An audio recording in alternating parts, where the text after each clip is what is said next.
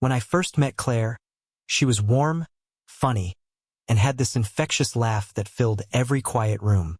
We'd been married for 7 years, and for most of that time I thought we were solid. I ran a small logistics company, nothing glamorous but steady, while she worked in event planning. She loved the spotlight. I preferred the quiet background. It worked, until the attention she craved started to come at my expense. It began subtly. A sarcastic comment here, a jab there, all disguised as humor. "Don't take everything so seriously, Mark," she'd say after calling me boring in front of her friends. I'd laugh it off because that's what you do when you love someone who's slowly forgetting what respect sounds like. The breaking point came one Friday evening at a restaurant downtown. She'd invited her coworkers to celebrate landing a big client. Everyone was drinking, laughing, and sharing stories about their relationships. Then one of them, some guy named Eric, joked about how marriage kills romance. Claire leaned in, smirked, and said, "Oh, Mark wouldn't know romance if it hit him in the face. He still thinks holding hands counts as foreplay." The table erupted in laughter. I sat there, frozen, my cheeks burning, my fingers tightening around the glass of water. It wasn't the first time she'd mocked me publicly, but something about that moment, the casual cruelty, the way she looked right through me, snapped something inside. I didn't argue. I didn't even finish my meal. I simply stood up, placed $100 bill on the table, and said, "Enjoy your night, Claire." Then I walked out. When I got home, the silence felt heavy, almost peaceful. I sat on the couch and replayed the scene over and over. That's when it hit me. I'd been financing my own humiliation. Every dinner, every shopping spree, every girl's weekend, she bragged about on Instagram. I was the one funding it all while she chipped away at my dignity. So I stopped. The next morning, I opened my banking app and began making changes. Joint account? Locked. Credit cards under my name? Cancelled. Subscriptions, memberships, car lease, all under my responsibility, revoked. I wasn't being petty. I was reclaiming control. That afternoon, she came home, humming to herself, shopping bags swinging from her arms. "You left early last night," she said casually, not even a trace of remorse in her voice. "Yeah," I replied. "I had enough comedy for one night." She frowned. "Don't start with your drama." I smiled. "Oh, I'm just getting started." Later that evening, her card declined at the grocery store. Then her Uber app stopped working. By the time she got home, she was seething.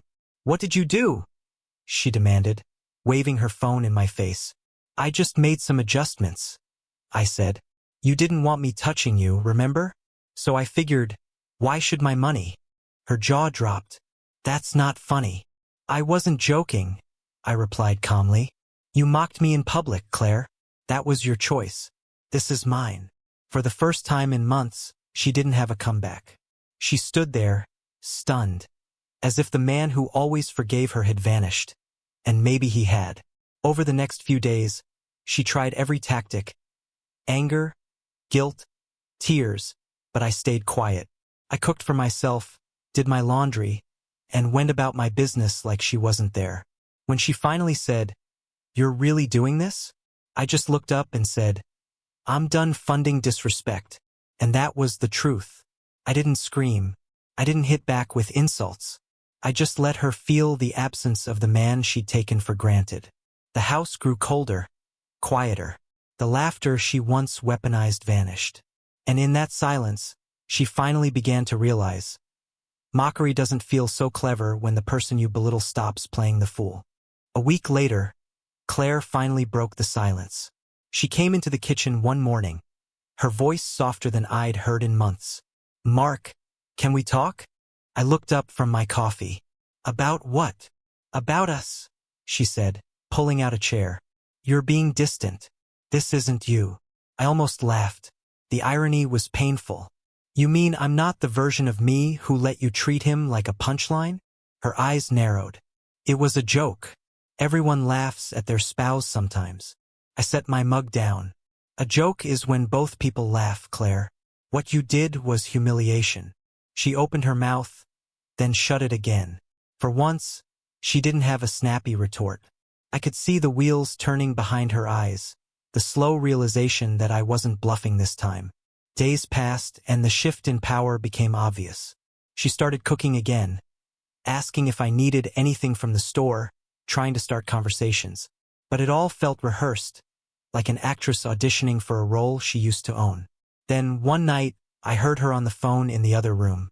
"I don't know what's wrong with him," she whispered. "He's acting like I cheated or something. He just stopped caring." There was a long pause. Then she said quietly, "Maybe he doesn't love me anymore." The strange thing was, she was right. I didn't. Not in the way I used to. I cared about her well-being, sure, but the affection that once made me tolerate the little insults and eye rolls, that had died at that dinner table. 2 weeks later, she suggested counseling. "We can fix this," she said. "We just need to talk to someone." I agreed, partly out of curiosity. Maybe I wanted to see if she could even admit what she'd done. The therapist asked us to describe what brought us there. Claire went first. She said I'd changed, that I'd become cold and uncommunicative. When it was my turn, I told the story exactly as it happened. The dinner, the laughter, the way she dismissed my humiliation like it was a punchline. The therapist nodded slowly. "Claire, do you understand why that might have hurt him?" She shrugged. "It was just words. I didn't mean it like that." The therapist sighed. "Intent doesn't erase impact.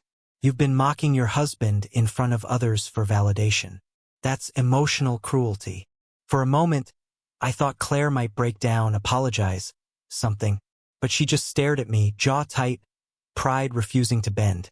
That's when I knew it wasn't a marriage anymore. It was a contract of convenience. That night, I started packing. She came into the bedroom halfway through. "What are you doing?" "Leaving," I said simply. "Where will you go?" "Somewhere quiet. Somewhere I can breathe." Tears filled her eyes, but I didn't feel the old pull of sympathy. I'd spent too long begging for mutual respect. This wasn't revenge, it was release. When I walked out, suitcase in hand, she stood in the doorway, trembling. "You can't just walk away after everything we've built." I turned, looked her straight in the eyes and said, "You tore it down, Claire. I'm just stepping over the rubble." The door clicked behind me, and for the first time in years, the silence didn't feel like punishment. It felt like peace. I moved into a small apartment downtown, nothing fancy, but it was mine. I slept better, ate better, even laughed again. Friends invited me out, and for once I went without checking my phone for disapproval. Months later, she texted me, "I'm sorry. I miss you." I stared at the message for a long time. Then I typed back, "I don't miss the way you made me feel." And that was the end of it. Sometimes people think walking away means giving up. But the truth is, staying in a place where you're disrespected is the real surrender. I didn't walk away to hurt her. I walked away to remember myself. And that's the part no one laughs at anymore.